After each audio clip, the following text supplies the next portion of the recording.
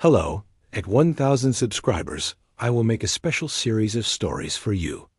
The summer of 1873 had been stingy with rain, and Willow Creek wore a coat of powdered dust that found its way into everything: bread dough, bed quilts, even prayers. At sunrise, Eliza May stood on the cabin stoop with a tin pail in one hand and a broom in the other, both nearly as big as she was. She was 12, tiny as a sparrow, and the pail dragged a groove across the hard-packed earth as she headed for the creek.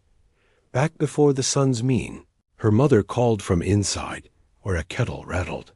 "And mind your step along the cottonwoods." "I will, Ma." Eliza set off. Beyond the fence, the prairie opened like a faded quilt.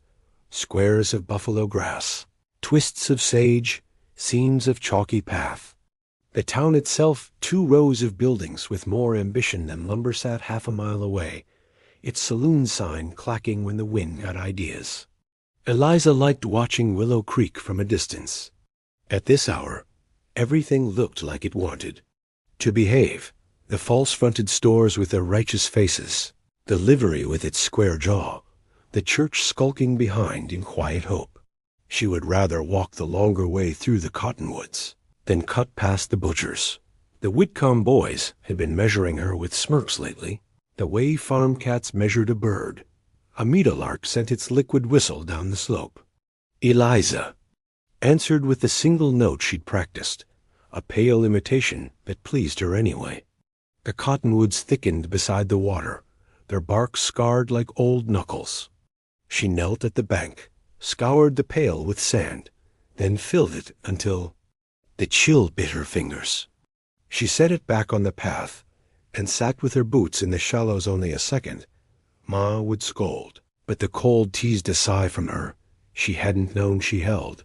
When she stood to go, a crow rose from the grass with a racket and sailed crooked over the creek. The grass at the far edge lay pressed in, the way a body leaves a bed. Eliza froze, her breath snagging.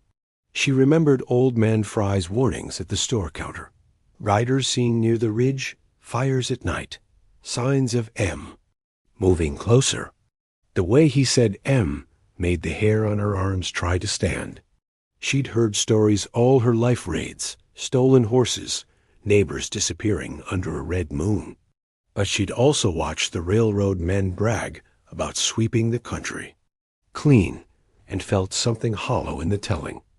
"Mind your step," she whispered to herself, and lifted the pail. The trampled place drew her against her caution. Curiosity was the one coin she always seemed to have. She set the pail in the shade and parted the grass with both hands. Tracks were there if you knew how to look. The soft pinch where a heel had sunk, the drag of a toe that didn't trust the ground, a dark splash where something wet had fallen. Blood rusty, already drying. Her stomach flipped.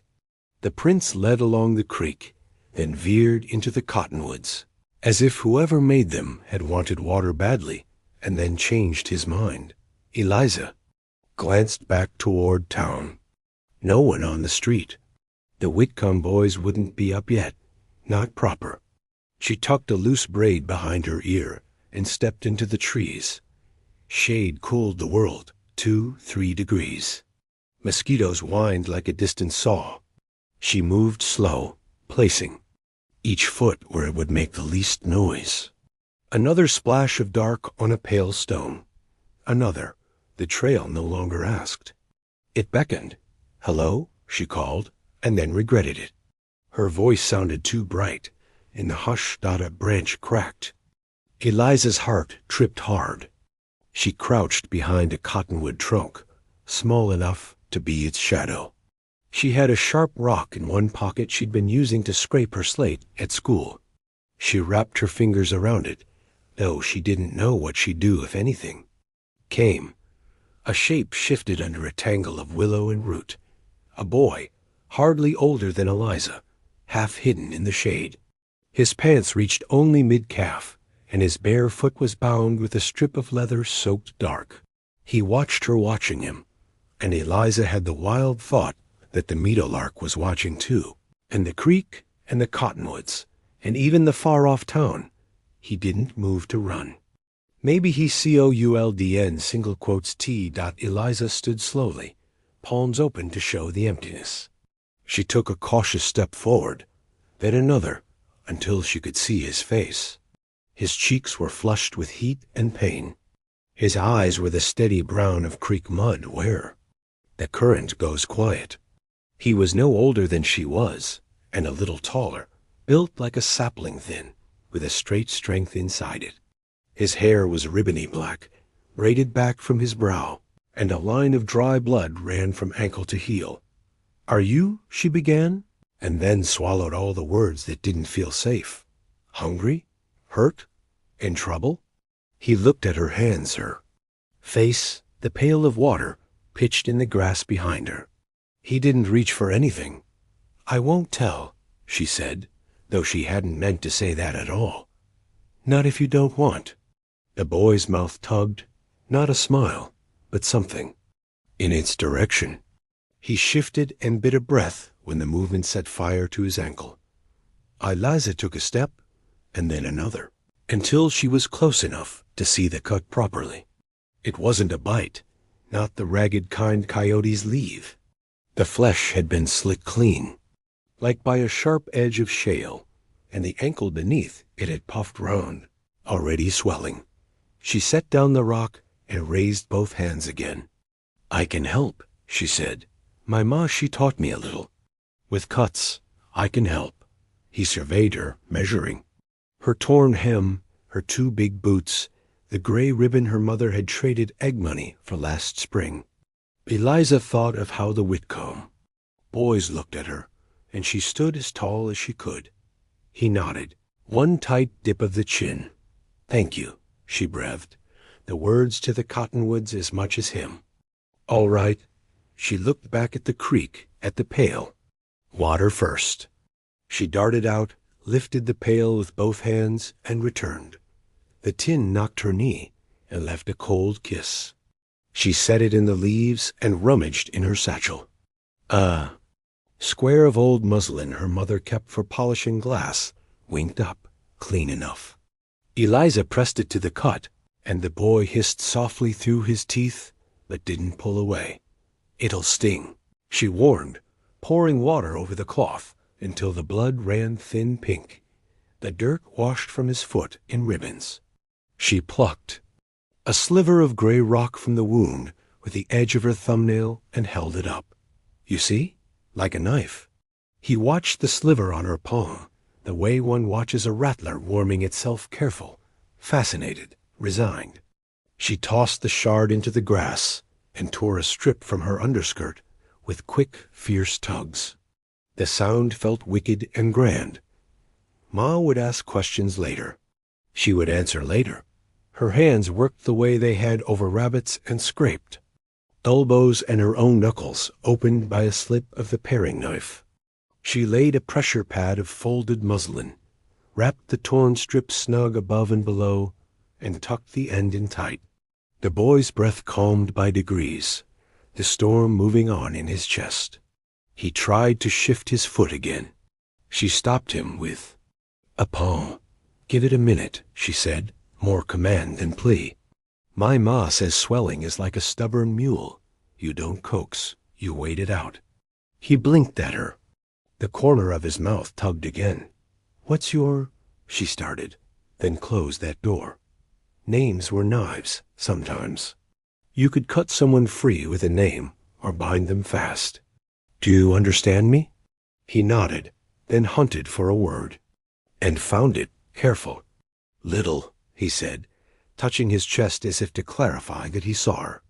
He lifted a finger, measured her height in the air, then touched his heart. "Little, brave." Eliza felt heat climb her neck. "Eliza," she said, pointing at herself. She mimed writing. "Eliza." He watched her hand move, and then, shyly, he set a hand on his own chest. "Ta."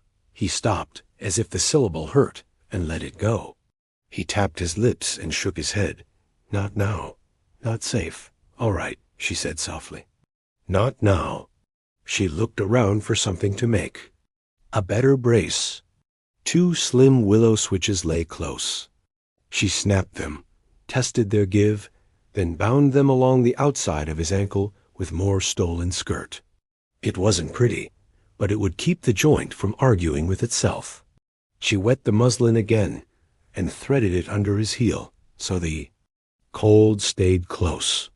He flinched once when the chill found the rawness, then breathed out. "Do you live?" Eliza gestured vaguely toward the low hills where smoke sometimes smudged the sky. "Over there?" His eyes followed her hand and returned to her. He lifted his hand palm down and wagged it like a seesaw. Not yes, not no. A kind of near enough, and that's all you need. "Do you have people looking for you?" she asked. He held still then, the way a quail will when it knows every blade of grass is counting on it. After a long moment, he touched his fingers to his temple, and then drew a small circle in the air, as if to say, "They know." Or maybe, "I belong to something larger." From the direction of the town came the faint clang of a hammer. The day was shrugging on its chores. Eliza thought of her mother's kettle, of the biscuits going into the oven, of the way the cabin would smell like flour and wood smoke. Guilt nibbled, but she batted it away. She had done something important, and the world would have to wait a minute to be told. "Can you stand?" she asked finally, keeping a hand ready to steady him and another half ready to let him do it himself. She hated being helped and suspected he hated it twice as much. He tested the ground with his toes first, then his heel, then the full foot. The willow splints held. Pain flicked across his face like a fish rising. He closed his eyes until the ripple passed. When he opened them, he was standing, taller than she'd thought, though it might have been the trees. Eliza looked for something he could lean on. She found a straight length of drifted cottonwood, smoothed by water. "Here," she said, placing it in his hand. "A traveler's stick." He gripped it, surprised at its weight and at her thinking of such a thing for him. He tried a step. The stick, the good foot, the bad one, it made a gentle 3-beat.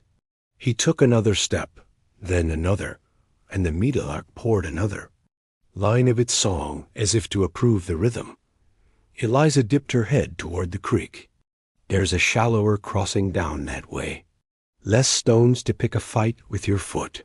She pointed, then motioned back toward her cabin, then at him, then spread her hands open.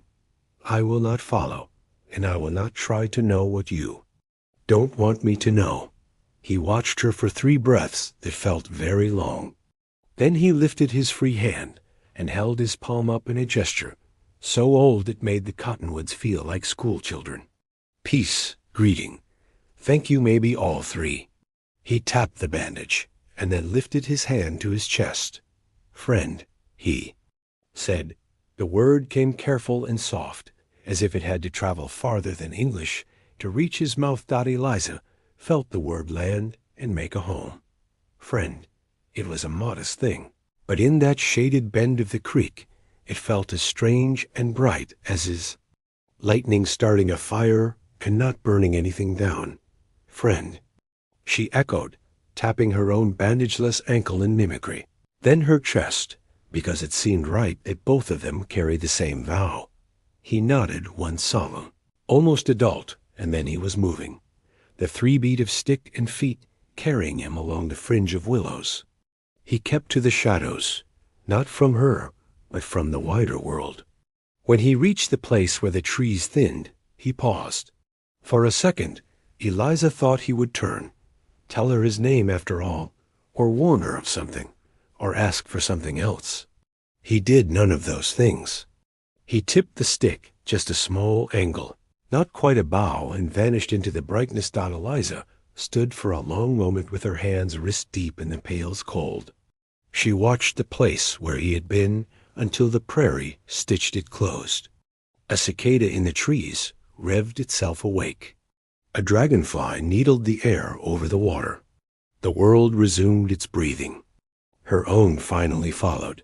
Back at the cabin, her mother would ask why the skirt was shorter on one side, why the water had warmed, why the bread tin was lighter. Eliza had slipped the boy the cornbread without even realizing when she'd decided to. Eliza would tell some of it, not all. She didn't know how to explain that she had stepped into the trees one person and come out another, except in the simplest of ways. I found someone hurt. I helped him. He called me friend. The path out of the cottonwoods looked different going home, as if the trees had shifted slightly to watch her pass. She picked up the pail, turned its handle so it wouldn't bite her palm, and started back. The sun threw itself over the prairie like a blanket. In the far distance, a hawk made a lazy circle. No one had asked it to make dot near the fence.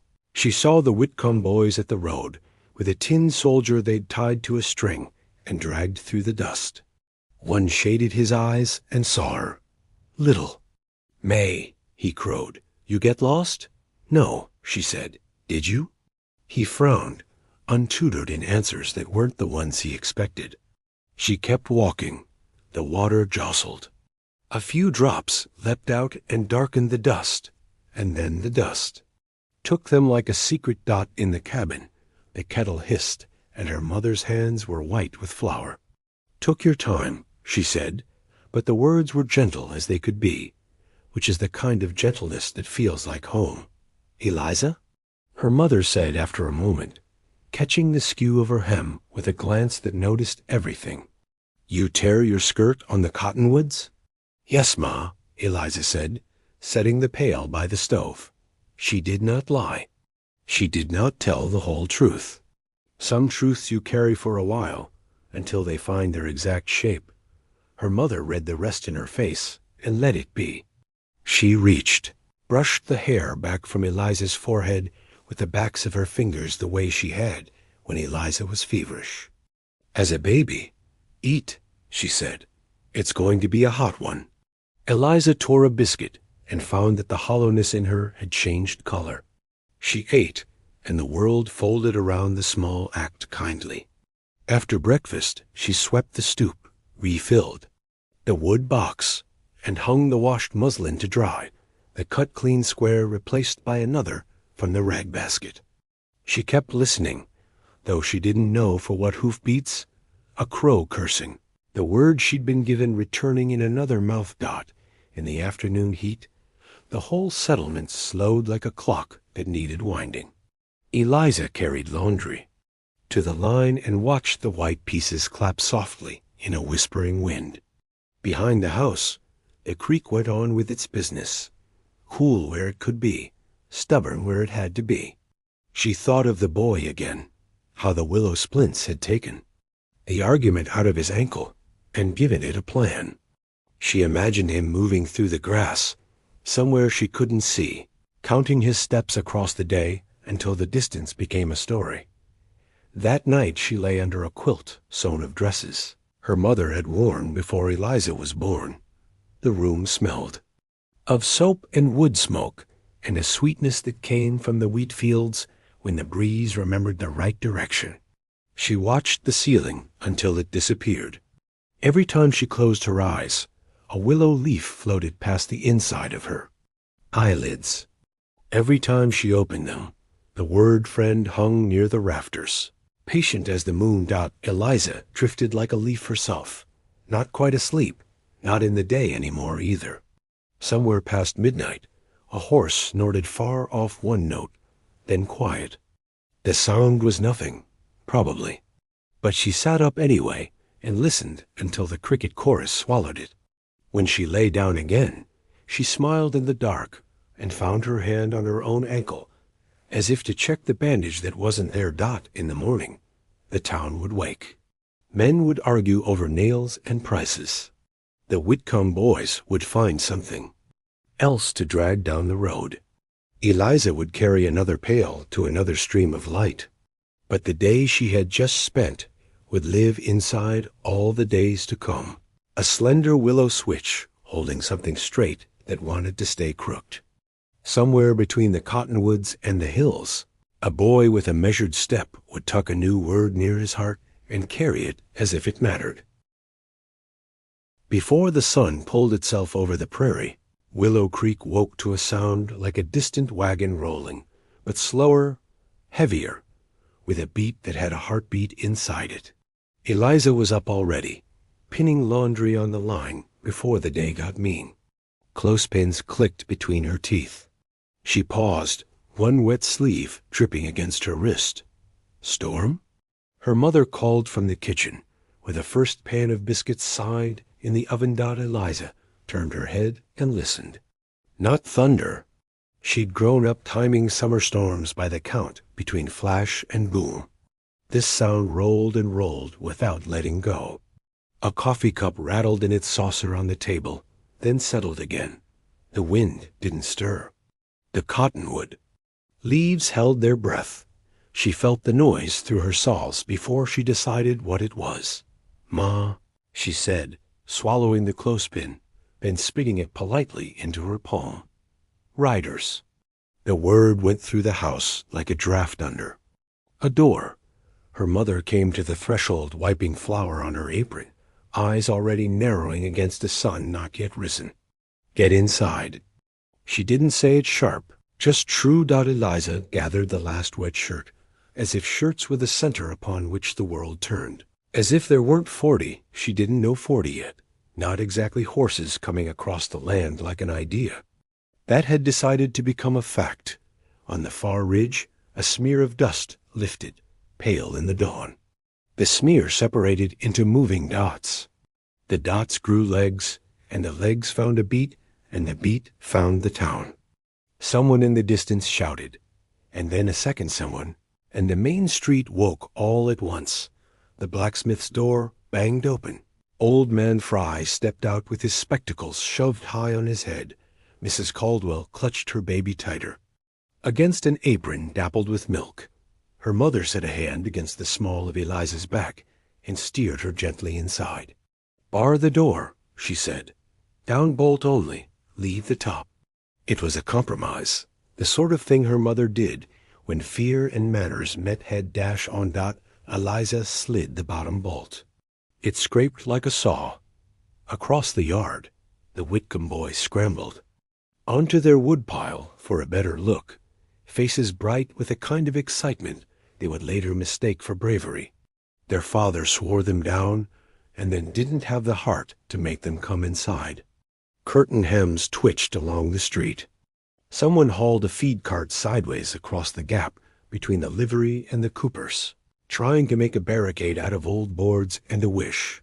"Eliza," her mother said, voice low, "if they turn it bad, we go out the back, through the stand of choke-sherry, and run straight for Reverend Burke's cellar. Understand?" Eliza nodded. The image of the boy from yesterday slid into place as if it had been waiting just out of sight, his foot in her hands, the heat of pain in his eyes, the word he had left with her as if it were a silver coin. Friend. She felt the word tugging her toward the door like a gentle hand. Instead, she moved to the window and looked out through the wavering glass. The riders came single file down the slope, not at a gallop, not even a canter. They saved their horses, let the animals work the hill careful. Sun found them at the exact moment it cleared the ridge. Feathers caught it first, a flash like a meadowlark's wing, then the metal on bits, then the painted shield circles of rawhide, some hung with fringe that moved like ripples on a pond. Their hair was braided in ways Eliza had never thought. Hair could be, some with one long rope down the back, some with two, some with a fur wrap or a beaded strip. A few had narrow lances with small bundles tied below the heads, and the bundles were wrapped in cloth, the colors worn soft with weather and handling. They were not boys mostly. They were men in the stern middle of their strength, and the quiet of their coming told Eliza they didn't need to shout about anything. Still, fear walked through Willow Creek like a man who knew the streets. Shoulder to shoulder, the townsmen put themselves in doorways. A handful shouldered rifles that were cleaned more often than they were used. Sheriff piped broad as the doorframe he was standing in lifted a hand to calm the men behind him, and then remembered he was not sure he wanted them calm. The riders did not look at Sheriff Pike. They did not look at the saloon or the schoolhouse with its bell rope coiled like a snake inside. They did not even slow at the feed cart someone had dragged in their way.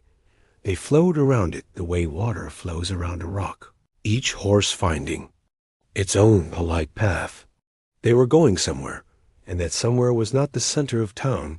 Eliza felt the answer in her bones before she said it. Ma, she didn't get to finish. Her mother was looking where she was looking and saw what she saw. The line turned off the main street as if the town were a bend in a river, and their course had always been set. 40 Eliza counted, and the number arrived at her all by itself. 40 horses, 40 men. Dust rose and softened the edges of everything. It looked for a second like a dream coming true, or a fear deciding what to be. Eliza's yard did not know what to do with this many horses. It offered itself anyway. The riders fanned. Saddles creaked softly. Bits chimed.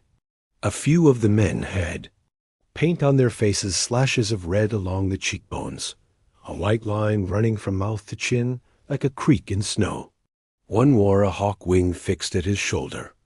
When he shifted, it seemed for a heartbeat, as if it were part of him. Eliza's mother stood at Eliza's shoulder in the window, her hand now on the back of Eliza's neck, kind and firm. "Stay behind me," she breathed. Which would have been possible if anyone but Eliza had been Eliza. From the center of the riders, a man dismounted. He was not tallest by much, but something about the way he moved asked space without having to ask it. His hair was braided with 2 narrow cords of gray, like the first frost in creek grass. He wore a shirt of tanned hide beaded along the yoke, in earth colors that seemed to argue quietly among themselves, and then agree. He held no weapon in his hands.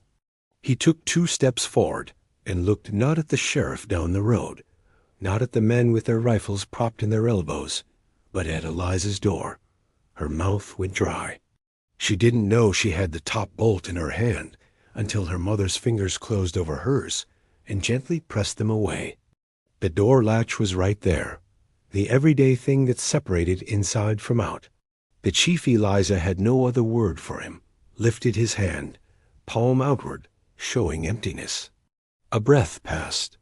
Then, because a door is a door in the world, is its hinges, he knocked. Was not loud. 3 knocks, spaced like the first 3 heartbeats when you realize you are afraid. Every other sound in the yard stopped to make room for it. A rooster that had been late to his duties swallowed his second crow. The Whitcomb boys forgot to look brave and looked young instead. Somewhere behind the riders, a horse blew breath, through its nose like a laugh that knew better than to laugh now. Eliza. Her mother didn't have time to say anything else. Eliza had already moved. She slid the top bolt back before she could think of a reason not to. The wood softened the scrape, made it sound like something normal, like a drawer closing, like a summer window finding its rest. She opened the door. The man was nearer than she expected, and farther too. Near in the way a mountain is near when you are standing on it. Far in the way a star is far, even if you can point at it with your finger. His eyes were the color of wood smoke. Tiny lines cut out of the skin at their corners had been made by sun and laughter both, and Eliza decided he had not allowed the sun to win. He said something in his own language first, a phrase that held more than one kind of respect. Then he tried the smaller bridge they had between them. You. He touched 2 fingers to his own chest, as if feeling for something, then to hers. Not touching, just indicating. You help. The breath left Eliza in a rush that wasn't quite fear anymore.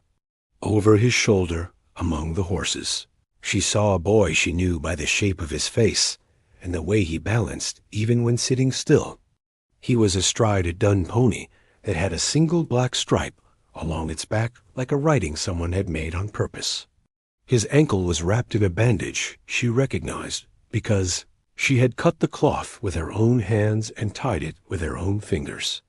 He watched her without looking right at her, the way one watches a river while pretending to be studying the far shore. The stick she had given him, smooth cottonwood, was slung behind his leg with rawhide. His mouth pressed together briefly, and then let go. The smallest smile moved through it and out into the morning where it did what it wanted. Eliza's mother stepped forward, her chin up, her palms empty. She and the man measured one another in the old way women and men who keep households measure. How do you carry what you've been given? Can I trust your word to mean what your mouth says? We are unarmed, Elisa's mother said, glancing at the rifles down the road as if to say she could not vouch for everyone. We can offer water. She had on the blue calico she kept for Sundays, and good news, flour dusted. Now, her hair had pins in it that were doing their best. The man nodded once, acknowledging the offer and the honesty built into it. He tilted his head, and a younger man a step behind him slid gracefully from his pony. The younger one's English came smoother, not because he had more of it, but because he had been using it lately. Our leader speaks, the younger man said, his eyes on Eliza and her mother, and also on the sheriff, as if tying two ropes to the same host. He says, you help his son, you give bread, you stop blood. He touched his own ankle briefly with his fingertips, a mirror of yesterday's memory. He gestured with his chin past Eliza's shoulder toward the tin dipper on the water barrel. We will drink if you speak it. The way he said it made the drinking itself a kind of agreement. We accept water from you. We mean no harm while we do. Eliza's mother eased a breath she had been holding and stepped back. Eliza, the dipper. The way she said her name disliked, showing its tremble, and Eliza loved her for that. Eliza went to the barrel, dipped the dipper, and carried it with both hands like the fragile thing it suddenly was. She offered it first to the leader. He could have reached. He did not. He waited one heartbeat until her hand stilled, then took it in both of his own hands and drank. Not much, just enough to honor the offer without making a show. He handed it back, and Eliza offered it to the younger man, and then to the boy on the dun. The boy's fingers brushed the rim by accident, where her fingers held it, quick and warm. He drank a swallow and then another, wiped his mouth with the back of his hand as if he were both trying to remember and to hide how good it felt. Down the road, Sheriff Pike's voice carried. Hold there. Don't just hold. It wasn't clear whether he was talking to the men with rifles or his own out. Reverend Burke had come out too, bareheaded, mouthing words that might have been prayer or might have been a list of chores. He didn't want to forget just in case this was the last morning, because sometimes prayer and chores are cousins. One of the riders had a small drum no bigger than a plate slung at his hip. He did not strike it. He tapped it with his fingertips once, twice, a sound so small it wouldn't have made it across the yard if the yard hadn't decided to listen. Eliza's mother exhaled again and squared her shoulders. Sir, she said to the leader, though. She didn't know if that word fit him. I'm Martha May. This is my daughter, Eliza. The leader pointed to himself with open fingers, not the stabbing point men used when they wanted to claim things. He said his name. It moved through the air like the wing beat of a bird. Eliza had never seen, but would now always know. She tried. The first syllable silently on her tongue, and then left the rest respectfully alone. He placed a hand lightly on the young man's shoulder. The young man said his own name as well, which belonged in the mouth like a good joke, bright, quick, not unkind. He gestured toward the boy on the dun. The smallest nod, the smallest smile again. No name was offered for him. Eliza understood. Names were not coins to be traded for comfort. Not yet. We come, said the young man, finding his English again and setting it carefully where it belonged. To thank. Gasps pricked the air along the row of doorways, as if someone had walked down the line with a hatpin. Old Man Fry took off his spectacles and wiped them on his shirt front, and put them back on and found the same truth waiting. The Whitcomb boys said nothing for the first time since they'd learned how. Only then did Eliza notice the 40. She had counted out of instinct. Now each man had a face, and each face had an age, and each age had lines of things it had done and refused to do. Some had their hair bound at the brow with narrow strips of leather. Some wore plain shirts patched neat. One had a scrap of blue calico sewn to his sleeve. That was almost the twin of her mother's dress, and looked like a joke shared between women who had never met. Eliza's heartbeat steadied. It felt like the drum would have sounded if the drummer had decided to use his stick. She looked sideways and found that her mother's hand had crept down to take hers at some point while she wasn't looking. They held hands without looking. At the holding, the leader spoke again, a longer string of words that made shapes in the air. Eliza liked the look, even if she could not say the names of them. The young man bent his ear to them and then straightened. He says, "Your daughter." He nodded toward Eliza, and Eliza's mother's hand tightened, not in fear now, but in recognition. Has a heart that stands up for itself. He says, "Two, be small is not to be weak." He says, when someone gives water to your child, you go to their door and knock. That is the rule where we are from. The porch boards creaked under Eliza's feet. She realized suddenly she hadn't moved her toes since the knock. She wiggled them in her boots, and the day fit better. "Thank you," Martha May said, and the words were clean. I didn't teach her that. She came that way. She looked at Eliza then, not with pride. They couldn't afford much pride, but with the complicated joy of a person surprised by their own good fortune. "We only did what anyone would do." The young man tilted his head the way a meadowlark tilts before it sings.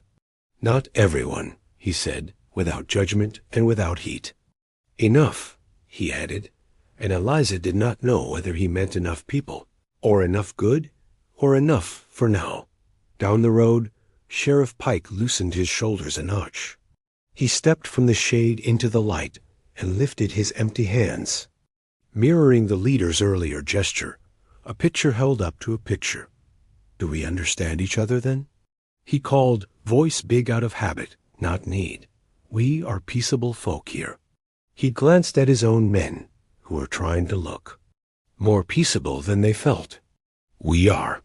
He looked like a man standing with a river at his knees, deciding how far to wade. The leader raised his chin the smallest degree. He answered in his own language. The young man gave the town the part of the meaning that fit in English. "We came for one house," he said. "We will not trouble the others." Someone, unable to help himself, muttered, 40 of 'em, and they say they ain't trouble." The words fell to the dust like dropped nails. No one picked them up. The boy on the dun finally let his eyes come all the way to Eliza's face. The bandage looked clean. She was absurdly proud of that, as if she had delivered a calf by herself. He lifted his hand, not high, just off his thigh, palm forward, and angled it so only she and her mother could see. It wasn't a wave. It was a word from the day before, held up to the light to prove it still meant the same thing. "Friend." The leader took a breath, as if he had reached the part of the path that mattered, and was pleased to find it waiting where he'd left it. He turned and said a few quiet words to the men behind him that loosened something in their shoulders. 2 of the riders slipped from their saddles and drew from their belts, not weapons, but small bundles wrapped in deerskin. One held his in both hands, as if it were a bird that might think about flying. The smell that lifted from the open leather wasn't war. It was sage and smoke and the patient work of hands. Eliza's mother's fingers whispered across Eliza's knuckles, "Be still. Be ready." The leader looked at the doorway, at the house that had tried all morning to be ordinary, and had found itself something else, and then back at Eliza, and then at her mother. He said one more thing, a short sentence fit for crossing distances and rooms. The young man didn't have to translate, but he did anyway, because bridges deserve more than one plank. He smiled with his eyes when he said it, and the smile made a space large enough for both families to stand in. "We come to thank." The words landed, and the yard sighed, and even the cottonwoods, who had seen enough to be bored by most human business, leaned in and then the morning which had been holding its breath and checking itself for sharp edges, rolled forward.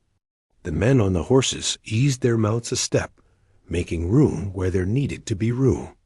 Someone down the street started to laugh because the fear in his body had nowhere else to go, and then shut his mouth again because it wasn't his place. Yet the Whitcomb boys slid off the woodpile in a clatter and hid behind it and pretended they had meant to all along. Eliza didn't know what would happen in the next 10 minutes, or the next 10 years. She knew what had happened in the last one. A knock on her door, a word carried over a night and set carefully where it belonged, and 2 worlds deciding just for nowt to make a table instead of a fence. She stood in the doorway between them, with her mother's hand in hers, and the taste of flour and sage and creek water all at once on her tongue, and she thought very clearly, remember this. Remember how it sounded. Remember the quiet between the 3 knocks. The morning sun had fully cleared the ridge now, laying long golden stripes across Willow Creek. Dust hung in the air, drifting around the 40 horses like halos of smoke. Eliza stood on the cabin's porch, her small hand tucked in her mother's, though she hardly realized she was still holding it. She felt too tall to be held, and too small to stand alone, the leader's name still echoing in her ears, though she dared not repeat it aloud. Stood before them with quiet patience. He did not force his presence, and yet the entire yard, the entire town, seemed to lean in toward him. His eyes were not hard, not cruel, but they were as steady as the earth itself. He gave a short nod, and one of the younger men brought forward a small bundle wrapped in deerskin, tied with a strip of sinew. The leather looked worn soft, as if it had been held many times before, perhaps passed from hand to hand until it found its rightful owner. The warrior cradled it with both palms and extended it toward the chief. The chief took it carefully, then turned and walked the last 2 steps to the porch where Eliza stood. The entire world seemed to fall silent. No bird sang, no wagon creaked. Even the Whitcomb boys, who never missed a chance to chatter, held their tongues. Eliza's mother gave her hand a faint squeeze. "Do not move unless he bids you to." The chief stopped at the edge of the porch, his head level with Eliza's, though he stood a good deal taller. Slowly he untied the sinew and opened deerskin bundle. Inside lay a necklace beads of turquoise, strung between small carved bones. The turquoise caught the sun like captured sky, and the bone was polished smooth, shining like ivory. The chief lifted it in both hands and held it out to Eliza. His words came low, measured, each syllable carried by respect. "You are small," he said, his accent making the words deep and careful. "But heart is big. Warrior heart." The crowd of townsfolk, gathered in half-hidden knots behind the barrels and doors, gasped as one.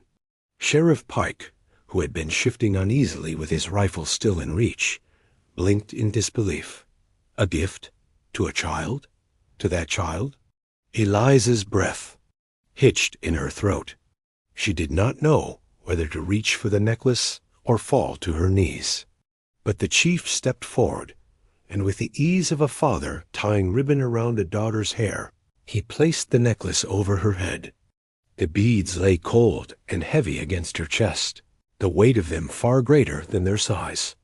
Behind the chief, the boy she had helped, the one with the limp, guided his dun pony forward. The willow stick crutch she had given him bounced gently against the saddle. He slipped from his horse with care and came to stand beside the chief. His ankle was still bound with the strip of cloth she had torn from her own skirt. The sight of that faded fabric on him filled her with pride so sharp it almost hurt.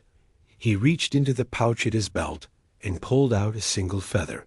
It was long and sleek, painted at the tip with a careful streak of red.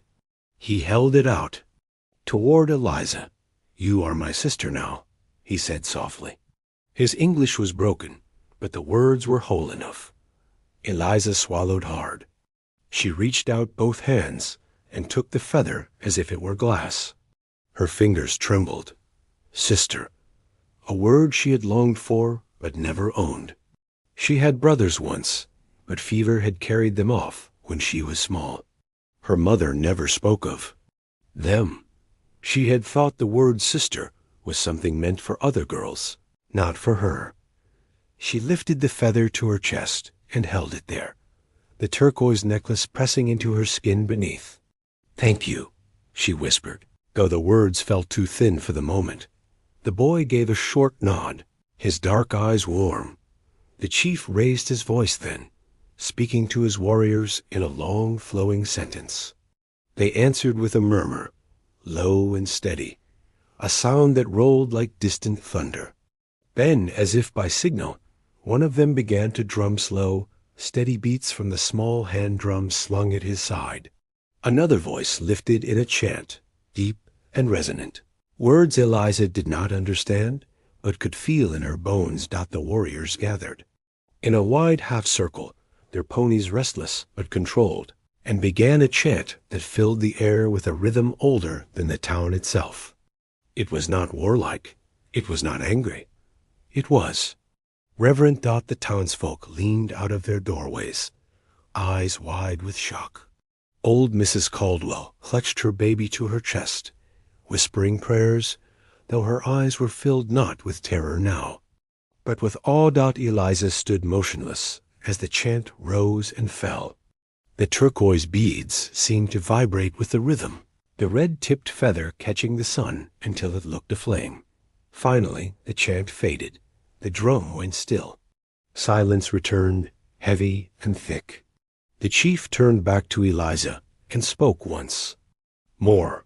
"You have a place now," he said, "among us, among your own. You are not forgotten." And then he stepped back, the bond sealed. For the first time since the riders had entered Willow Creek, Eliza found her voice. It was small, but steady. "I only gave bread," she said, "and water." The chief's eyes softened, and for the briefest moment she thought he might smile. "Little bread," he said, tapping his chest, "makes big road." The boy beside him nodded, and the words sank into Eliza like seeds waiting for rain. Behind her, her mother placed both hands on her shoulders. She did not speak, but Eliza felt the strength of her presence. For once, her mother did not hush. Did not warn her to stay small. She stood proud, and Eliza stood with her. The town itself, though silent, seemed to change shape. Men lowered their rifles. The Whitcomb boys leaned forward on the woodpile, open-mouthed. Even Sheriff Pike took a step back, shaking his head as though he had seen something he could not fit into his laws. Eliza knew then that this moment would not fade. The necklace on her chest, the feather in her hand, the words spoken over her, they were not gifts to be put in a box and forgotten. They were markers, promises, burdens. She would carry them as long as she breathed, and though she could not yet see it, this was the moment the girl called too small for chores, too poor for notice, became the one people would talk about years. And years to come. The brave little girl of Willow Creek. She dash who dash heels. And for the first time, she believed it herself. The warriors did not linger long in Willow Creek. After the gift of the necklace and the feather, after the chant that made the morning tremble, the chief gave a nod to his men. The 40 riders wheeled their ponies as one, circling in silence. Dust rose and shimmered like smoke from a sacred fire. The townsfolk watched with wide eyes as the column flowed back toward the ridge. Some peered from behind shutters. Others stood on porches with their mouths half open, unsure whether to cross themselves or cheer. Eliza stood rooted to the porch until the very last horse climbed the slope. The boy Tayan, though she had not, yet heard his name turned in his saddle just once. He raised his hand, the smallest movement, palm outward. A farewell, a promise. Then he disappeared into the horizon with the rest. The necklace pressed heavy against Eliza's chest, the feather clutched in her fist. She could still feel the rumble of hooves in her bones, long after the sound had faded. Days after the riders the next day, the town buzzed like a hornet's nest, poked with a stick. Some claimed the warriors had come to threaten. Others swore it was a warning, a show of strength. But no one could deny what they had seen with their own eyes. 40 armed men had ridden into Willow Creek, and instead of bloodshed, a girl tiny, poor Eliza May, had been honored before them all. Sheriff Pike paced the street with more bluster than certainty. "It ain't natural," he muttered at the saloon, slamming his palm against the bar. "Indians don't come to give gifts." "There's a trick to it, you'll see," Old Man Fry argued back. "If it were a trick, they'd vel left us burning. Mark me, there's something honest in what happened." The Whitcomb boys teased Eliza in the schoolyard, calling her savage sister and bird girl, but they were careful not to cross too close. There was a strange new respect in their eyes, grudging though it was. And the Reverend, in his Sunday sermon, said only this: "The Lord sometimes works in ways we do not understand." Perhaps he saw fit to use the smallest among us to teach the rest of us something. Eliza listened, but she carried her own truth. She had felt the boy's pain in her hands, had seen the gratitude in his eyes. Whatever the town thought, she knew what was real. Meetings in secret in the weeks that followed, Eliza often slipped away to the hills beyond town. She never told her mother exactly where she went, though she suspected Martha May knew more than. She led on. At the edge of the cottonwoods, she would find him waiting. Tayan, he no longer limped so badly. The swelling had gone down, and his step was firmer. But he still leaned on the willow stick she had given him, and he seemed proud of it, as though it were not a crutch but a badge. They sat together on the bank of the creek. She brought cornbread, sometimes a jar of molasses, once even an apple saved from the bottom of her mother's barrel. He shared dried venison, berries, and a small pouch of roasted cornmeal. They traded words. "Eliza," she said, tapping her chest. "Tayan," he replied, tapping his. She learned to say water in his tongue, Minnie. He learned to say sky in hers. Together, they laughed when their tongues tripped over unfamiliar sounds. Sometimes they said nothing at all. They simply watched the prairie stretch into forever, listening to the wind stir the grass like waves in a sea. Neither of them had ever seen. Changing the town, it began slowly. One day, Tayan's uncle came with him, leading a pony loaded with venison. They left it near the edge of town. The butcher, wary at first, accepted it in trade for flour and salt. A week later, a woman from the tribe came with woven baskets, stronger than anything the town's cooper could manage. She traded them for needles and thread. At first, the townsfolk whispered that it was dangerous, that trouble would follow. But trouble did not come. Instead, new goods appeared in their homes, new foods in their kitchens, new strength in their stores. And always, at the heart of these exchanges, was Eliza May. She was the bridge, the one who carried words between the two sides, the one trusted enough to stand in both camps. She never asked for it. But she did not refuse it either. A sister's bond one evening, as the sun bled red across the horizon, Tayan placed a small bundle in Eliza's hands. She opened it to find a bead he had carved from bone. painted with a single blue stripe. "It is for you," he said, "so you remember." Eliza looked down at her own necklace of turquoise and bone, at the red-tipped feather she had hidden in her box beneath her bed. She held the bead tight in her palm. "I won't forget," she said. Tayane smiled, and for the first time he looked less like a boy healing from pain and more like a young man who carried a future with him. Years later, Willow Creek grew. A railroad spur came through, bringing more settlers, more noise, more change. The children who had once jeered at Eliza grew into men who spoke with respect when they mentioned her name. Some townsfolk still grumbled, still distrusted the tribe on the hills. But no one could deny that the trading, the peace, and the friendship had kept Willow Creek alive when other settlements had withered. And they all remembered the story. How a poor, tiny girl once bent to help a limping boy, and how the next day 40 warriors came knocking at her door, not with fire, but with thanks. Eliza grew into a woman known in 2 worlds. In town, she was the brave little girl of Willow Creek, though she would laugh when people still called her little. In the tribe, she was given a name. She Shields. And though years carried her farther from that first moment by the creek, she never forgot the weight of turquoise on her chest, the red feather in her hand, or the single word that had bridged a chasm wider than the prairie itself.